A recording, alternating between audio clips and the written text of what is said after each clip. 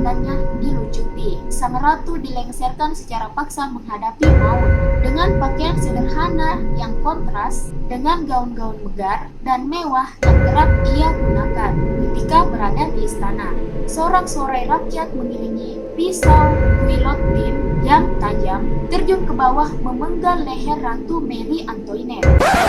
Hai, Assalamualaikum warahmatullahi wabarakatuh. Selamat datang dan terima kasih sudah mampir di channel ini.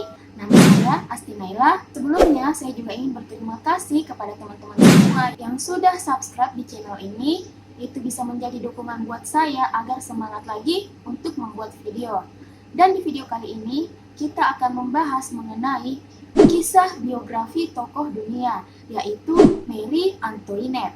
Ia adalah Ratu Prancis terakhir sebelum terjadi peristiwa revolusi Prancis. Ia menjadi ratu yang sangat dibenci hingga dipenggal di hadapan rakyatnya sendiri. Bagaimanakah kisahnya? Berikut ulasannya.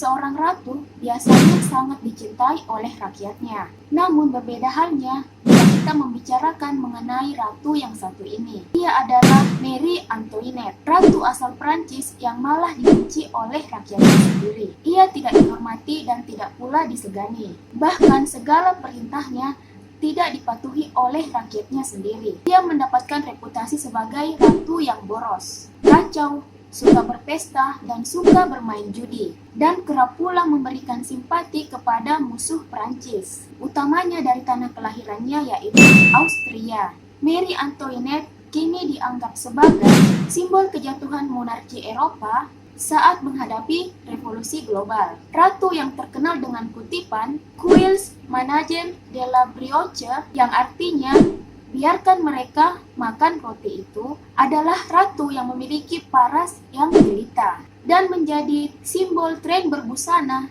dan kecantikan perempuan Prancis di abad ke-17.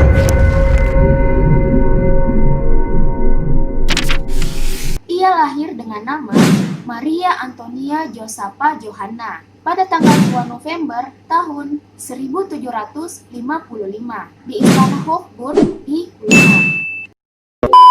Dia merupakan putri bungsu Kaisar Roma Suci Prancis I dan Ratu Maria Theresa yang merupakan penguasa kerajaan Habsburg. Setelah lahir, Maria Antoinette dibawa ke pengasuh kerajaan yang bernama Countess von Brandeis. Dia dibesarkan bersama kakaknya, yaitu Maria Carolina, yang kelak akan menjadi Ratu Naples dan Sisilia. Marie Antoinette melewatkan masa kecilnya di Hofburg dan di istana musim panas Schönbrunn.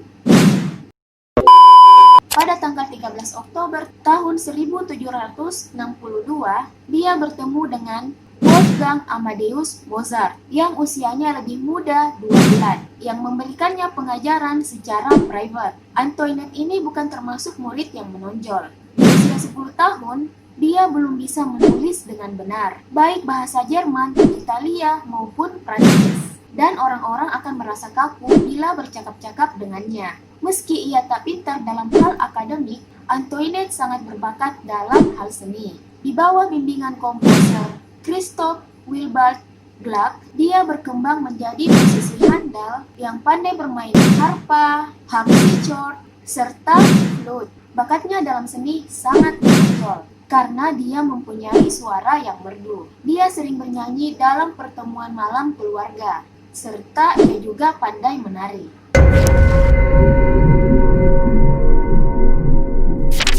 Maria Antoinette menikah dengan Raja Louis ke-16 karena ia dijodohkan oleh ibunya dan juga oleh kakek Raja Louis. Setelah perang selama 7 tahun dan revolusi diplomatik tahun 1756, Ratu Maria Theresa, yaitu ibu dari Marie Antoinette, memutuskan mengakhiri konfliknya dengan Raja Prancis Louis ke-16. Mereka mempunyai ambisi yang sama untuk untuk menghancurkan Inggris dan sekutunya Prusia. Dua negara ini yaitu Austria dan Prancis memutuskan menjalin aliansi melalui ikatan pernikahan. Pada tanggal 7 Februari tahun 1777, Raja Louis yang ke-15 secara resmi meminta Maria Antoinette untuk menikahi cucunya yaitu Louis Auguste, Duke of Berry atau Raja Louis yang ke-16 yang akan menjadi penerus tahta dari Raja Louis yang ke-15 setelah ia dipersunting oleh kerajaan Prancis. Antoinette secara resmi melepaskan haknya sebagai ahli waris di Hofburg.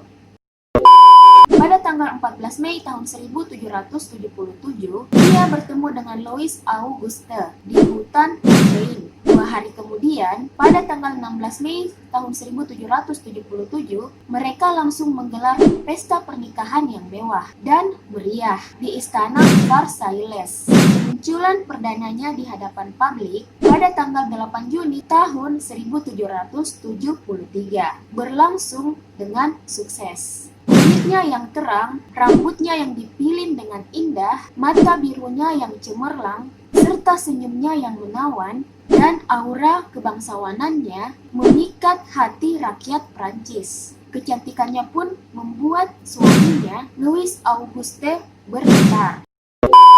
Putra mahkota adalah seorang pria yang baik hati dan sangat menyayanginya. Namun, ia sangat pemalu dan sama sekali tidak romantis. Sifat raja dan ratu ini sangat berbeda. Raja Louis yang ke-16 sangat tertutup, pemalu, dan ragu-ragu dalam mengambil keputusan, atau dengan kata lain memiliki sifat introvert. Raja Louis yang ke-16 lebih menyukai kegiatan pribadi, seperti membaca dan menerpa besi. Sementara sang istri Antoinette sangat menikmati hidup santai dan penuh dengan kegembiraan. Marie Antoinette juga dikenal sebagai wanita sosialita yang gemar berjudi, berpesta, sasak rambutnya setinggi 1,2 meter, sepatunya yang berhak-hak yang membuatnya tampak tinggi menjulang, serta suka mengoleksi pakaian mahal.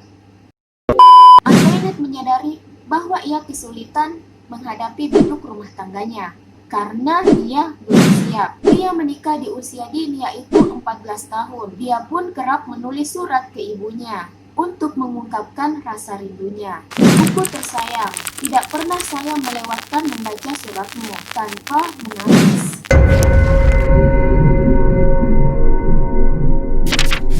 Pada tanggal 10 Mei tahun 1774, Raja Louis yang ke-15 wafat, sehingga Louis yang ke-16 yaitu suami dari Maria Antoinette, Louis Auguste yang menggantikan posisinya sebagai seorang raja yang menjabat sebagai Dauphin Prancis. Naik tahta menjadi penguasa Prancis dan Navarre. Antoinette pun secara resmi menjadi Ratu Prancis dan Navarre. 2 pekan setelah kematian kakeknya, yaitu Raja Louis yang ke-15, Louis yang ke-16 menghadiahi istrinya, yaitu Petit Trianon yang mewah, dan memberikannya kebebasan untuk merenovasinya.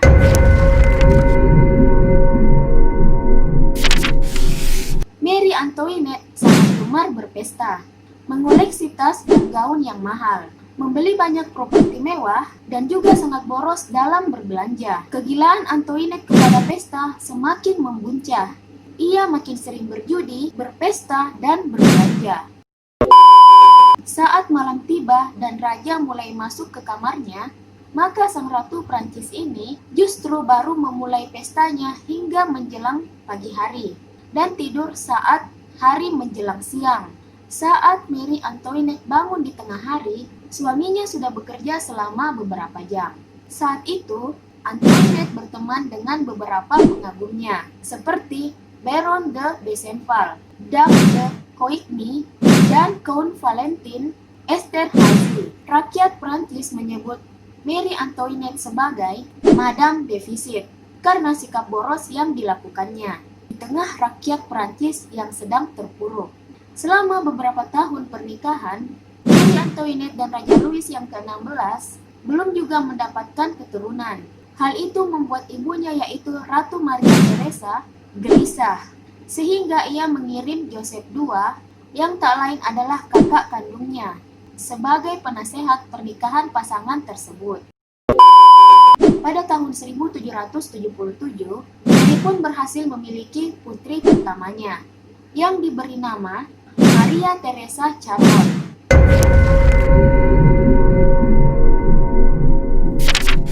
Pada tahun 1780, kabar tak sedap mengenai dirinya mulai muncul.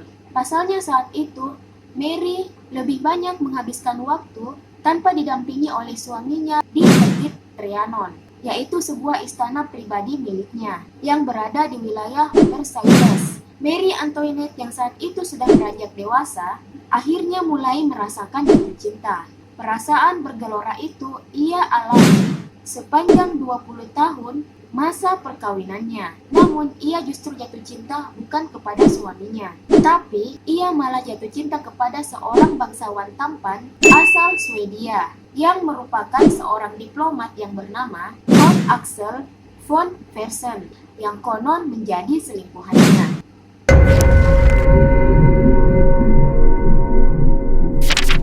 Dari korespondensi teman-teman dekat mereka, terkuak hal mencurigakan soal seberapa jauh hubungan Mary Antoinette dan Count Fersen. Mary Antoinette sendiri memiliki 4 orang anak, yaitu Mary Theresa yang kelak akan menjadi Ratu Prancis, Louis Joseph yaitu putra mahkota Prancis, Louis Charles yang akan menjadi Louis ke-17 dari Prancis, dan yang terakhir Putri Sophie. Dan diduga 4 anak yang dilahirkan dari rahimnya tak semua adalah darah daging sang Raja Louis yang ke-16.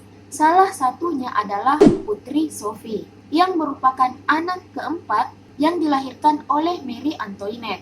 Putri Sophie ini meninggal dunia beberapa pekan sebelum ulang tahunnya yang pertama.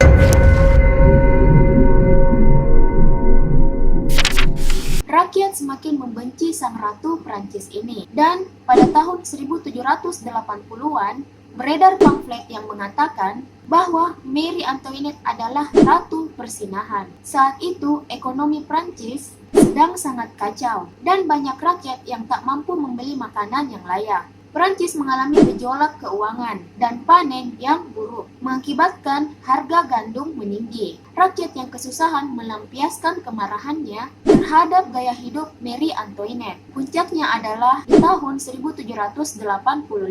Reputasinya hancur setelah muncul skandal kalung berlian. Seorang pencuri yang menyamar sebagai Mary Antoinette dan membawa kalung yang dihiasi 647 butir berlian. Kalung itu kemudian diselundupkan dan dijual. Meski Antoinette terbukti tak bersalah, rakyat menganggapnya tetap bertanggung jawab atas kasus tersebut. Reaksi Mary Antoinette menghadapi kritik amat tak terduga. Dia malah membahas kritikan tersebut dengan membangun sebuah rumah peristirahatan mewah, Hameu de la Reine di Versailles, pada tahun 1786.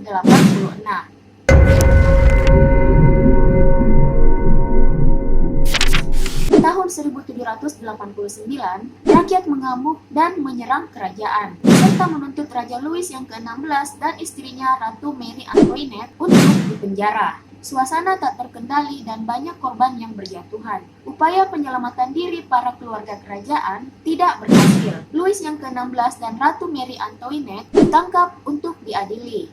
Hukuman bagi keduanya adalah hukuman penggal dengan alat yang disebut guillotine. Louis ke-16 dipenggal di hadapan rakyatnya pada tanggal 21 Januari tahun 1793. Sedangkan istrinya Mary Antoinette dieksekusi pada tanggal 16 Oktober tahun 1793. Kata-kata terakhirnya adalah, "Maaf Tuan, saya tidak sengaja." Kalimat itu ia ucapkan saat menginjak sepatu sang algojo. Segala embel-embel kehormatannya dilucuti. Sang ratu dilengserkan secara paksa menghadapi maut dengan pakaian sederhana yang kontras dengan gaun-gaun megah dan mewah yang kerap ia gunakan jika berada di istana. Sorak-sorai rakyat mengiringi pisau guillotine yang tajam terjun ke bawah memenggal leher Ratu Mary Antoinette.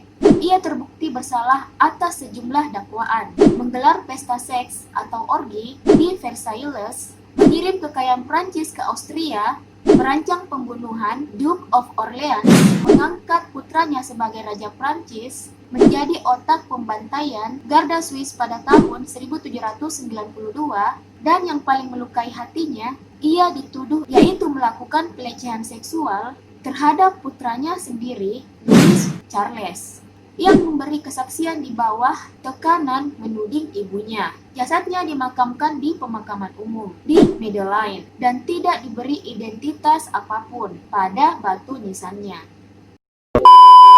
Kisah Ratu Antoinette ini diangkat ke dalam sebuah film yang berjudul Marie Antoinette yang tayang pada tahun 2006.